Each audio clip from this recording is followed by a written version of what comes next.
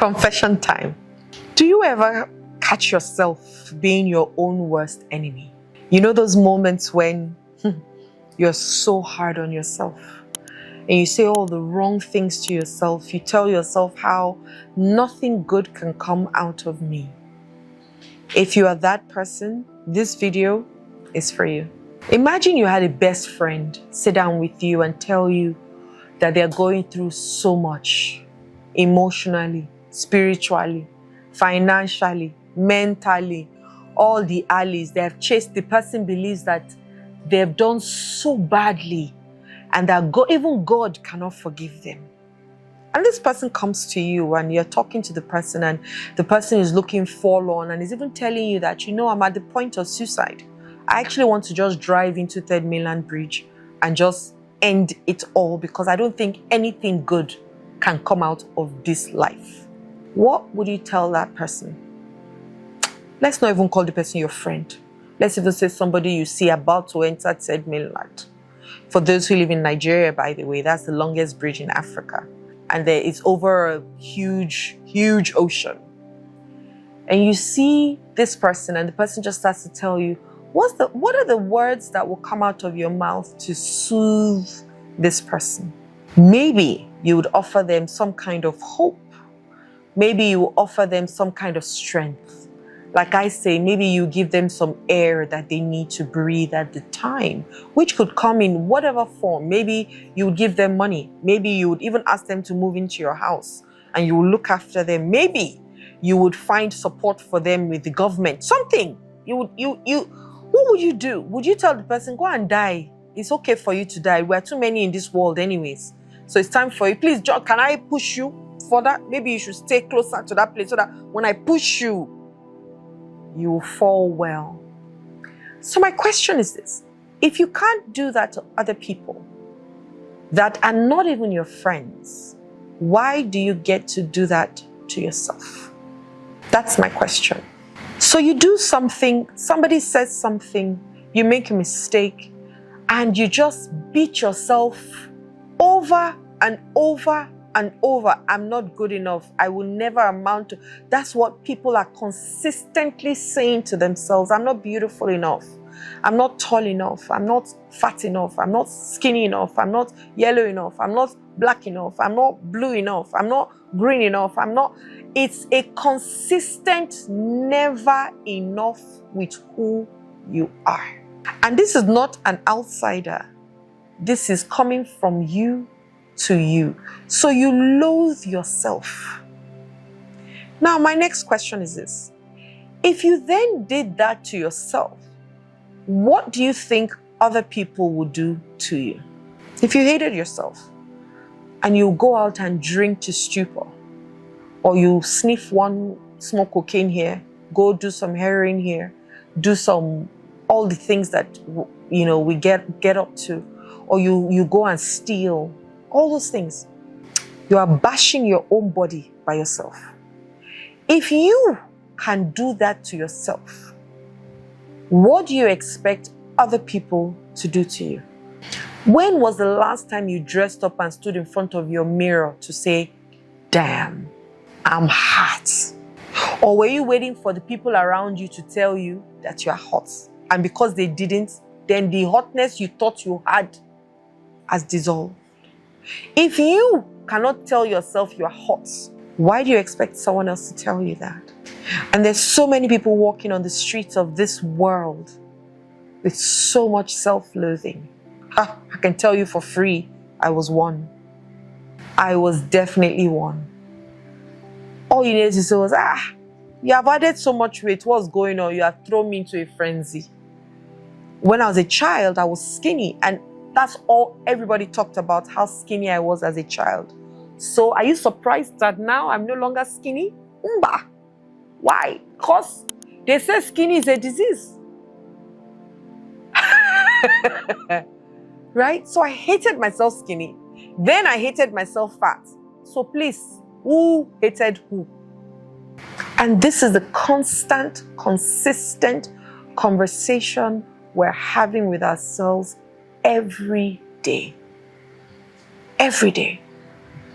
We're hoping that other people will validate us for us to feel validated. We're hoping other people will praise us for us to feel worthy. We're hoping that other people will see us for us to feel seen. We're hoping that other people will leave what they are doing and come and be with you so that you will feel like you are worthy of being in the midst of other. And I'm saying all these things because I used to feel this way too. I needed other people to complete me. You know, we have even said your husband or your spouse completes you. How? Were you half before you married? So we hate ourselves. But we come out smiling, dressed up in all the different things, only to come back and sink back into that self-loathing. And as you're removing your lashes, you're insulting yourself. As you're removing all the things that you have had to wear to feel it's a semblance of, you're telling yourself how hopeless and how ugly you are. And this is why I'm alone. Have you heard people say that? No, this is why I would never amount to anything. This is why nobody wants to date me. Because I'm ugly. And then I ask, whose voice is that? And you say, my mother told me I was ugly for 40 years of my life. And still tells me that. And so you have carried your mother's voice. It has now become your voice. And you're carrying it on, and then you pass that voice on to your children. And your children will pass that voice on to their own children until it gets down to the 10th generation. And then you say, in my family, all of us are ugly. It starts from you. And so my first thing is, how do you talk to yourself as a friend? Let's just imagine that you talk to yourself the way you just even talk to your friend. Let's say you just use the same words. How would you feel? This is what I would have told my friend. So let me just assume that, okay, let me put me in a teddy bear in front of me and assume I'm talking to my friend. What are the words that I'll tell this my friend? Let me just even say to myself now. Because the truth is, be careful how you're talking to yourself because you are listening.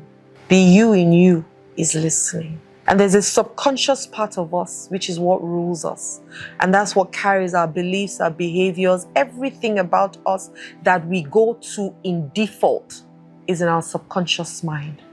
And when you're not talking and you're not active and you're not doing other things with your consciousness, you are immediately in your subconscious mind. What do you have filled up there? Have you filled yourself up with hatred? That I knew my second marriage will not work. Because really, I'm not that great. I'm not that great.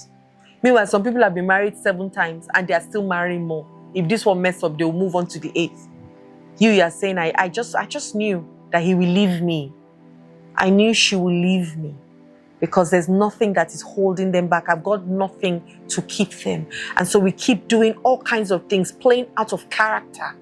Today we are dancing like a stripper. Tomorrow we are dancing just because we think these are the things that will keep these people in my circle. And then you break down completely when you then find out that none of those things is keeping anybody in your circle. Be your friend today and speak to yourself, because once again, the way you speak to yourself, you are listening. So what are you going to do about the way you speak to yourself today? Like I said, small, simple exercise. Just imagine that you put a teddy bear in front of you and assume that person is you and you are the person's friend. Or assume that person is you and you are the person's friend. What are you going to say to that teddy bear? Who is the you that you want to be kind to? Practice it today. You will see how your mind is so messed up. You will see that the person that is doing this to you is you. Like I said, most times we project who we think we are and believe that that's what other people think we are. Meanwhile, you are the one that is thinking it. If you hold on to this thing that I'm telling you, my goodness, I can't even tell you that I'm completely healed from my self-loathing, but I can tell you for free that I'm not where I used to be. Now, if people say, oh, see your stomach, I said, thank you, it's my stomach. There are different kinds of stomach. There's flat stomach, there's big stomach. Which one do you want to have? Before, you say that kind of thing to me, say, see your K leg. There are different kinds of leg. There's K leg, there's bow leg, there's straight leg. My own is K. What's your own? So it doesn't bother me anymore because I see me. I'm happy with who I am today, knowing who I can become if I put in the work. And I promise you, I'm ready to put in the work because I'm a no matter what kind of girl. I'm not joking around. If I tell you I'm going to do something, go and sleep. And just like if I tell you I'm not going to do something, go and sleep too. I remember, I'm going to digress a little bit from this because I just feel it in my spirit to share this. I had a friend of mine who we buried not too long ago. And at the funeral, you know, so many people came out. And maybe I'll just mention a few stories. One of them said, oh, she was my all in all. Another one said she was my everything. Another one said, there's nothing I asked of her that she didn't give to me. Another one said she wanted to achieve so much. You know, she was just finishing her PhD after doing 2 masters, working full time, mother, children, wife, all those things. And so I sat down and I thought, my goodness, we have started to portray the people pleaser and the savior mentality as the hero. Have you heard that question? What if, why do good people die? What if the answer is because we suck the goodness out of them, they have nothing left on earth? What if? I'm just saying. What if? So I started to sit down and ask myself, what would I like people to say at my funeral when it's time? I knew definitely I didn't want to hear people say she was my all in all, because I'm done with that. So I started to craft what I want people to say at my funeral. And it started like, she was such a woman, she lived out her entire essence. She didn't care what anybody thought about her. The only thing that was important to her was what she thought about herself. She lived in such a way that her truth was the truth. If she said no, you could take it to the bank. If she said yes, because she understood the more powerful no's that she gave credence to more powerful yeses. I started to write these things out. I'm like, wow. Because I don't want to be anybody's all in all. I want to be my all in all, while you be your all in all. I want people to be able to say she lived out every dream, every purpose, every desire, everything that came to her mind, she tried it out.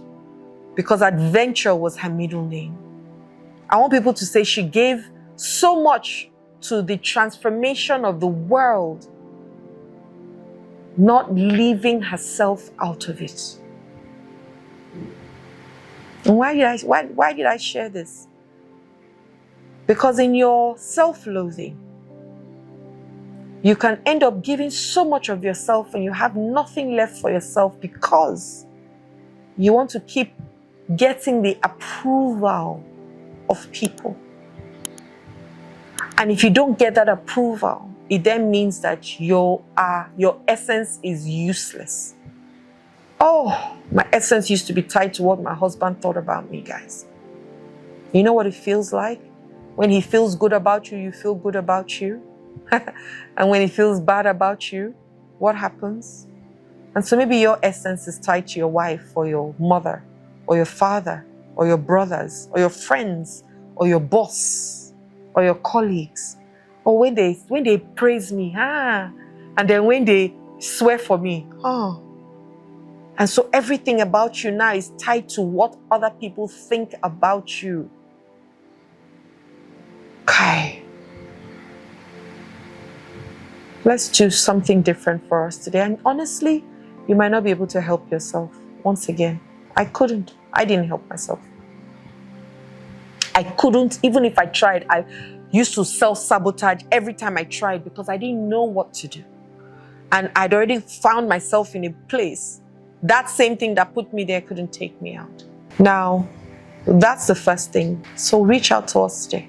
Hi there, my name is Adiola Kingsley James. I hope these videos really are doing what I want them to do for you, which is help you take action. And you've got to take action today, right?